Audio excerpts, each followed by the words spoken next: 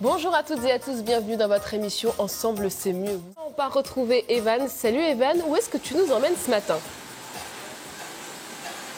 Salut Anne Fonté et bonjour à vous à la maison. Et comme tu disais, le sport c'est bon pour le moral, mais il y a aussi la sardine qui est bonne pour le moral. Et c'est pour ça que ce matin, je vous emmène visiter une conserverie à Concarneau qui commercialise ses sardines sous la marque Les Mouettes d'Arvor.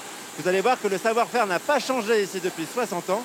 On va en parler avec le directeur des lieux, Jacques, bonjour. Bonjour, bienvenue. Alors, merci beaucoup, ça sent très bon chez vous, ça sent le savoir-faire aussi. Expliquez-nous, toutes vos sardines, elles viennent bien de Concarneau? La sardine vient de Concarneau. Cette année, on aura fait une très très belle saison avec à peu près 80% de nos approvisionnements sardines du port de Concarneau. Et les pêcheurs sont des pêcheurs qui travaillent avec vous et votre papa, votre grand-père depuis des années. Oui, c'est vrai qu'on travaille. Alors, on travaille principalement avec le Varroc 4, puisqu'il est vrai que Patrice Pétillon est quelqu'un de très important chez nous et un de nos pêcheurs attitrés. Son père travaillait déjà avec le mien, mais on travaille avec l'ensemble des bolincheurs de Concarneau, que ce soit les Varroc 3, les Étoiles polaires et l'ensemble des bateaux. D'ailleurs, le nom est inscrit sur le dos de chaque boîte et on peut retrouver l'ensemble du nom des bateaux de Concarneau. Ça c'est fun, traçabilité totale. J'aimerais qu'on parle tout de suite de nos petites sardines qui sont juste derrière nous. Racontez-nous ce qui s'est passé du bateau jusqu'ici. Alors la sardine, quand elle arrive dans un premier lieu, elle est plongée dans un bain de saumure pour bien la raffermir, la nettoyer, enlever les écailles et de façon à avoir un poisson qui soit manipulable. Ensuite, on la met sur la ligne qui est à côté, sur le premier process qu'on a fini, où on va éviscérer la sardine au couteau. On va enlever la tête et vider les boyaux. Ensuite, elle est rincée, elle est frite à l'huile et elle est égouttée sur des cadres comme ça. Ça nous permet d'avoir cette élimination d'huile de friture. On frit à l'huile de tournesol et on a un minimum de 2 heures d'égouttage entre la friture et la mise en boîte. Qu'est-ce qui fait la qualité d'une sardine? La qualité d'une sardine, d'abord, c'est son taux de matière grasse. Il faut que ce soit, pour nous, entre 6 et 8% minimum. Ça, c'est le premier point. Le deuxième point, évidemment, sa taille. Il faut qu'elle ait la taille pour entrer dans la boîte. Et il est vrai qu'ici, sur la baie de Concarneau, on a beaucoup plus de petites sardines que sur le parc d'Armorique. Et on est surtout spécialiste pour faire énormément de 5 à 6 sardines à la boîte. C'est ce que notre clientèle aime bien. Donc, il faut de la sardine qui soit homogène, avec un beau taux de graisse.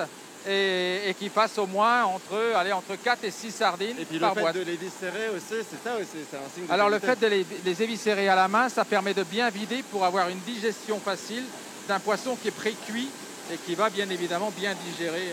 Alors évidemment, les sardines, on les voit ici, elles sont mises en boîte à la main. Oui. Pourquoi c'est souvent des femmes qui font ce métier? Alors c'est vrai que traditionnellement, oui, historiquement, les femmes ont peuplé les usines pour venir travailler le poisson que leur mari pêchait. Parce que c'était un peu ça, les hommes en mer, les femmes à terre à préparer le poisson.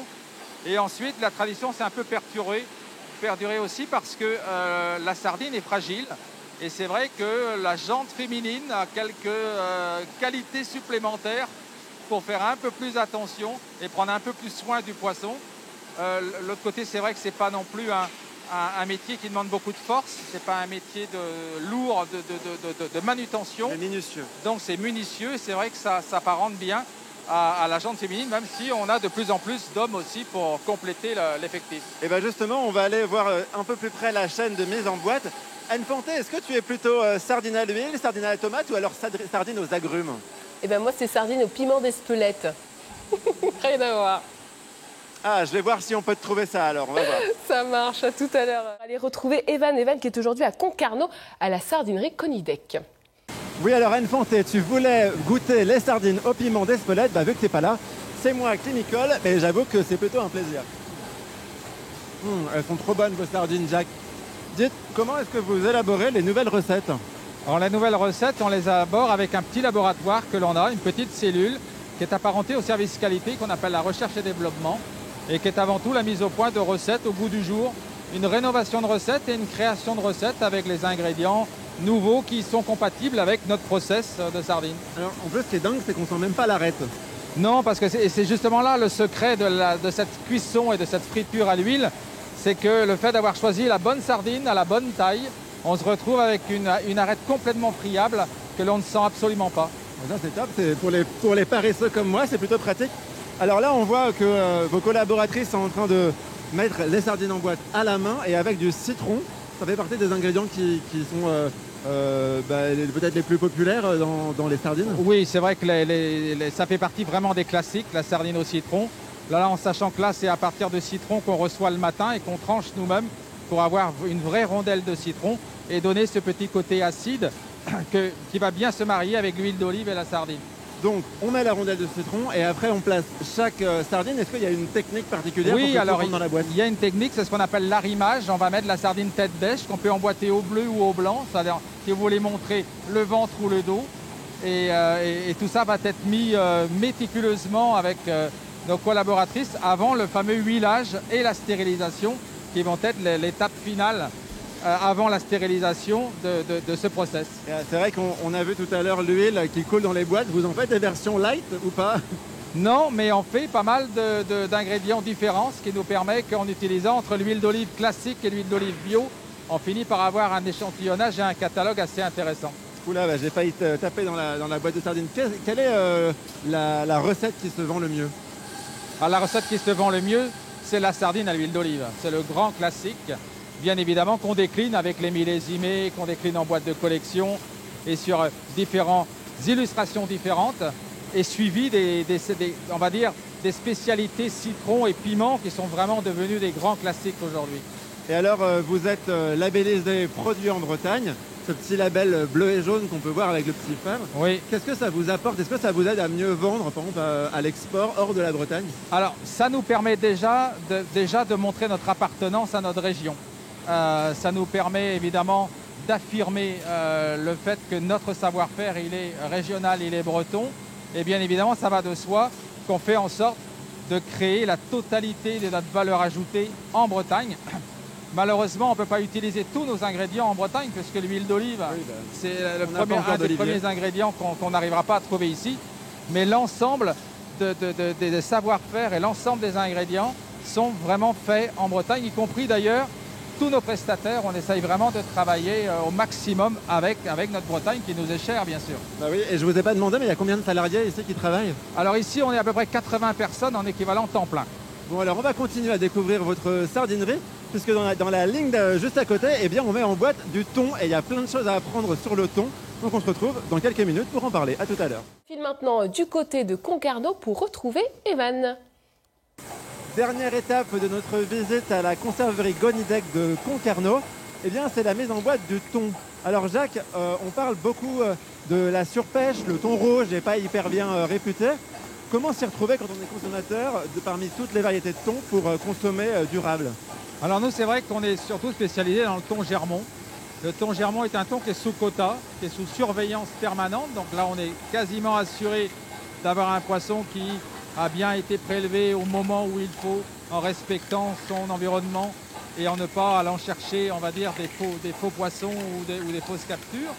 C'est une saison qui démarre de juillet à octobre, qui est pêché dans le golfe de Gascogne. Ah oui, donc ça reste relativement local. Et qui est aussi débarqué frais sur les ports bretons et jusqu'à Saint-Jean-de-Luz, sur pratiquement toute la côte atlantique. Et alors ici aussi, le thon est mis en boîte. J'imagine que c'est hyper frais. On voit les filets derrière, ils sont tranchés et ils sont mis en boîte dans la foulée, quoi. Oui, parce qu'on fait le thon exactement comme on le faisait avant, c'est-à-dire qu'on arrive à accrocher le thon par la queue.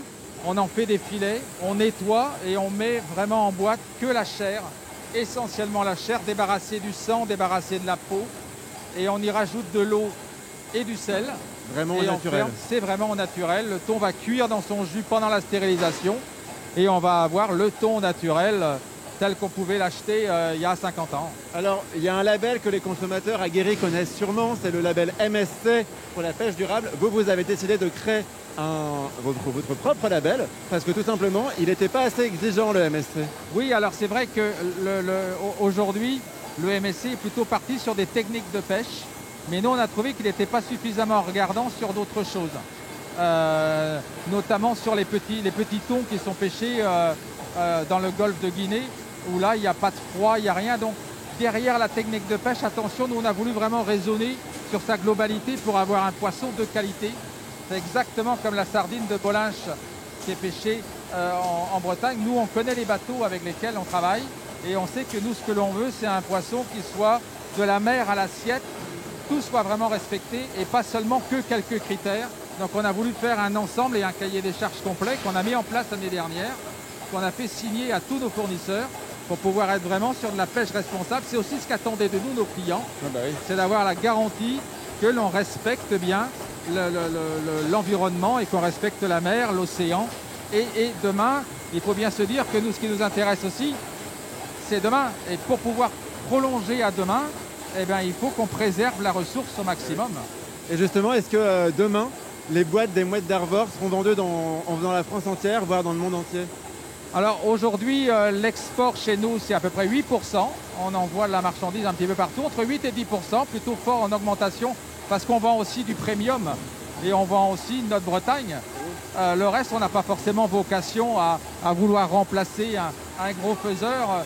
Ça nous va bien comme on est, ça nous va bien. Bon, en tout cas, merci de cette visite. C'est déjà terminé. Grâce à vous, Concarneau et la Bretagne rayonne partout, va bientôt rayonner partout. Merci d'avoir suivi cette belle découverte. Je vous souhaite une très bonne journée et à très vite. Merci à vous. Merci. Merci beaucoup, Evan.